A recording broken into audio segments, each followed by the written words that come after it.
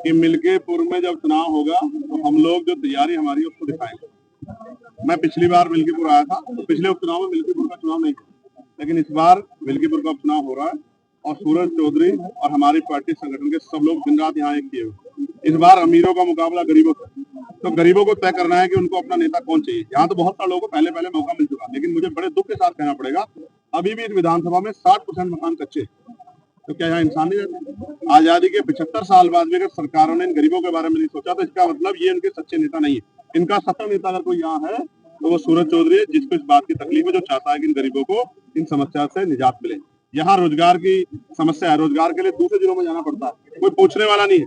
भारत एक ऐसा देश है, दुनिया में जानवर बिकते हैं, यहाँ इंसान भी बिकता है। सुबह के समय गरीब लोग जाते हैं बिकने के लिए, कोई 400 रुपए में, कोई 500 में खरीद के ले जाता है। ये कब बंद होगा? कब इस देश में जो आर्थिक गैर बराबरी है कब खत्म होगी? 10% लोग 72% साधनों पे कब्जा करके बैठे और 90% लोग जो हैं वो 28% साधनों से अपना गुजर बसर कर रहे हैं। ये कब बंद होगा? इसके लिए एक इच्छा शक्ति की जरूरत है। जैसे मैंने कहा था कि 6 महीने में रेत पे शहर बना दिया सरकार ने और उसका बड़ा वो भी किया, लेकिन आज क्या हुआ?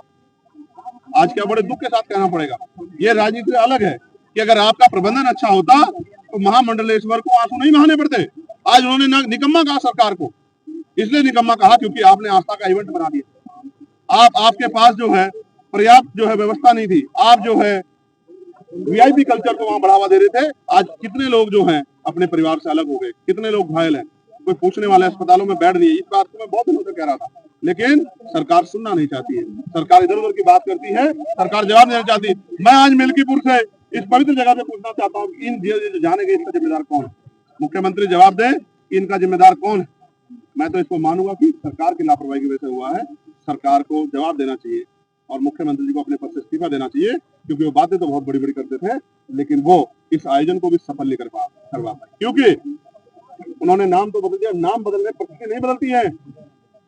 आपने इलाहाबाद से प्रयागराज कर दिया, लेकिन परिस्थिति नहीं बदल पाए क्योंकि आपकी इच्छा शक्ति नहीं है किसी भी काम के प्रति। आपकी इच्छा शक्ति तो नौजवानों को लाठी से पीटने में है, बुलडोजर चलाने में है। आपकी इच्छा शक्ति गरीबों के आंसू पूछने में नहीं है। तो मिल्कीपुर की जनता और मिल्कीपुर का बहुजन समाज, मैं उनसे अपील करता हूँ कि इस बार वो इन सबको छोड़ के यहाँ अपने गरीब बेटे, आपके बीच के लोकल प्रत्याशी सूरज चौधरी को मौका दें, जो सूरज चौधरी यहाँ की लड़ाई लड़के यहाँ के नौजवानों के लिए रोजगार और इन क्षेत्रों में जो कच्चे मकान उनको पक्के करवाने काम करे, सरकार के आंखें खोलने काम करे। समाजवादी पार्टी ने पहले ही, अब मैं आपसे कहता हूँ, ये तो जनता तय करेगी। वो जनता के मत में और जनता की भावनाओं के का मजाक उड़ा रहे हैं, उनको जनता जवाब देगी। उनका कुछ नहीं कहना चाहता, ये तो जनता को तय करना है।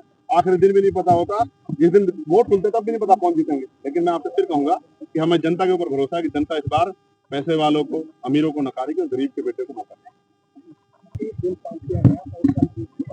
अब आने दीजिए, पटल पे आने दीजिए। अभी तक तो कुछ आया नहीं है। जेपीसी ने क्या रिपोर्ट जारी वो फाइनलाइज की है और उसको सरकार ने कितना दिया। जो कुछ आएगी मैं आपको फिर स्पष्ट कर दूं, कुछ भी ऐसा संवैधानिक होगा हम लोग उसका पुरजोर रिपोर्ट जी को पहुंचाया गया रात में। उन्होंने कहा कि एक मानव की पता नहीं जाता। मैं आपसे फिर ये कहूंगा, ये 65 पन्नों की रिपोर्ट जब मेरे हाथ में होगी तब मैं बताऊंगा कि सरकार ने किस नियत के साथ किया, क्योंकि नियत अगर अच्छी होती साथ साथ मैं स्पष्ट कर दूं कि हम अपनी लाइन पे हैं। हम इन दलित पिछड़े मुसलमानों की जान की सुरक्षा भी करेंगे और इनके अधिकार भी दिलाएंगे।